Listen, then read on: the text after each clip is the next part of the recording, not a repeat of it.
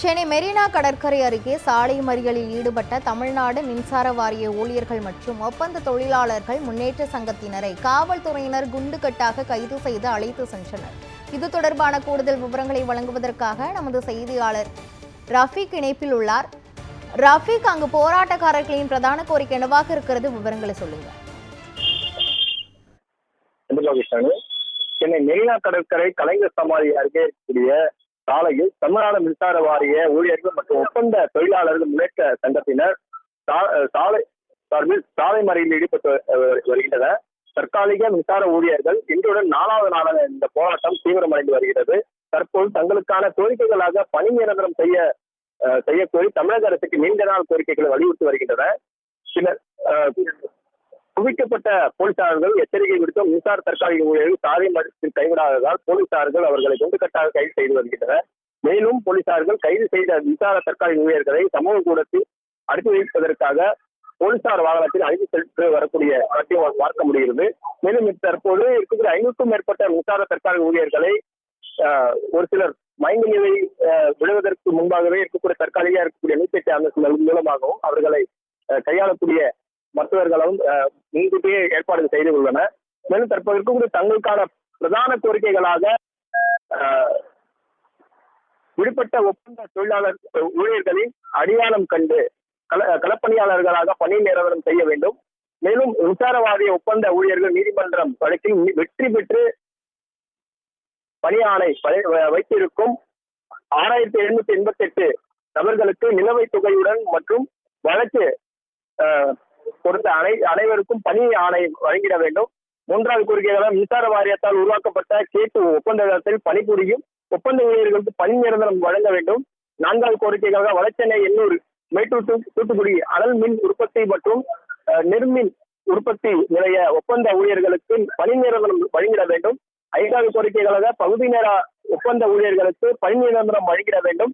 6வது கோரிக்கைகளாக மின்சார பணி செய்யும் பொழுது உயிரிழந்த 300க்கும் மேற்பட்ட ஒப்பந்த ஊழியர்களின் குடும்பங்களுக்கு நிதி உதவி அளித்து அவர்களின் வாரிசுக்கு அரசு வேலைகளை வழங்கிட வேண்டும்.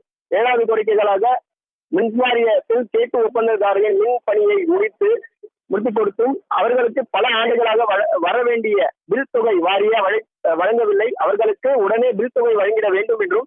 8வது கோரிக்கைகளாக கேங்மேன் தொழிலாளர்களின் பிள்ளைகளுக்கு தந்தையின் முகம் மறந்து போகும் நிலை ஏற்பட்டால் மின்சார வாரியத்தில் பணிபுரியும் 9627 கேங்மேன் ஊழியர்களுக்கு சொந்த மாவட்டத்தில் சொந்த ஊரில் பணியிட மாற்றங்கள் வழங்கிட வேண்டும்.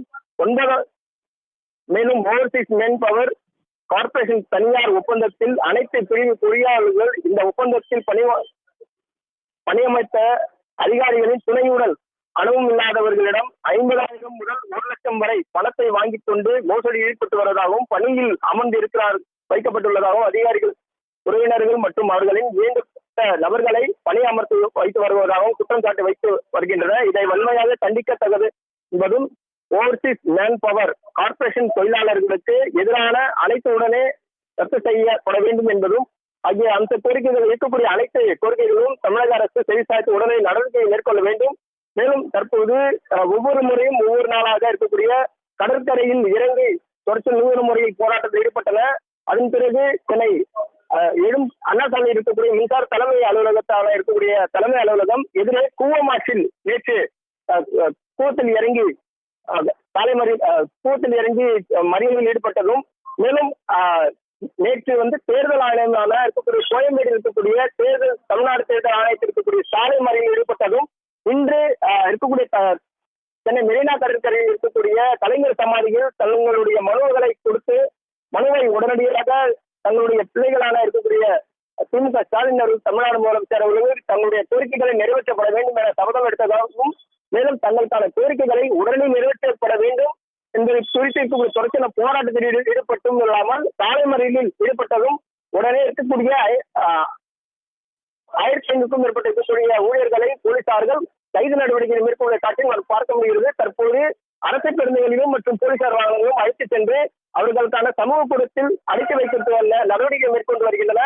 அடிப்படை வசதிகள் அல்லாதவாறுதான் இந்த சமூகத்தில் அடைத்து வைப்பதாகவும் தங்களுக்கான கோரிக்கைகளை நிறைவேற்றும் வரை இந்த தொடர்ச்சியான போராட்டத்தை கைவிட மாட்டோம் என்பதும் தமிழக அரசு எச்சரிக்கை விடுத்து வருகின்ற கிருஷ்ணவேணி. சென்னை மெரினா கடற்கரையில் பணி நிரந்தரம் கோரி சாலை மறியலில் ஈடுபட்ட தமிழ்நாடு மின்வாரிய ஊழியர்கள் மற்றும் ஒப்பந்த தொழிலாளர்களை போலீசார் குண்டுகட்டாக கைது செய்தனர். இதுகுறித்து முழுமையான விவரங்களை வழங்கியதற்கு நன்றி ரஃபி.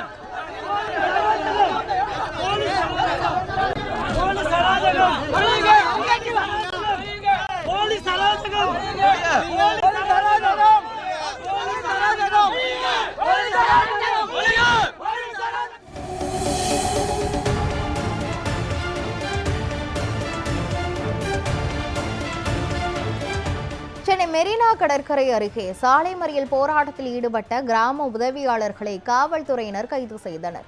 இதுகுறித்த கூடுதல் விவரங்களை வழங்குவதற்காக நமது செய்தியாளர் அன்பழகன் இணைப்பில் உள்ளார். அன்பழகன், சாலை மறியலில் ஈடுபட்ட கிராம உதவியாளர்களை போலீசார் கைது செய்து இருக்கும் நிலையில் அவர்கள் பிரதானமாக வைக்கும் கோரிக்கைகள் என்னென்ன விவரங்கள் சொல்லுங்க. வணக்கம். இந்த போராட்டத்துக்கு 15வது நாளாக கிராம உதவியாளர்கள் போராட்டம் ஈடுபட்டு வந்தார்கள்.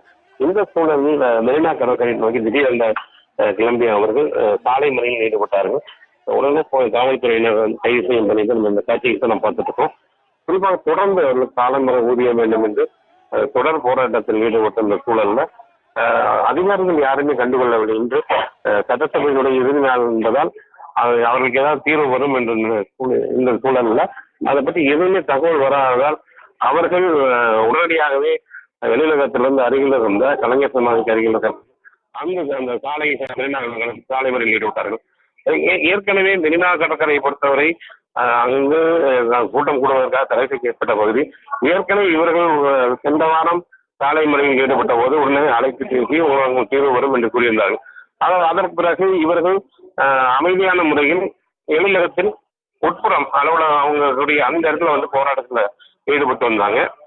இந்த சூழல் தான் சட்டசபையில் இருந்து அவர்களுக்கான தீர்வு வரும் என்று இருந்த சூழல்ல அவர்களுக்கான எந்த விதமான அறிவிப்பும் வரலன்னு தெரிஞ்ச உடனே உடனடியாகவே அருகில் இருக்கக்கூடிய மெரினா கடற்கரைக்கு சென்று அங்க முக்கியமான சாலையில் சாலை மறியலில் ஈடுபட்டார்கள்.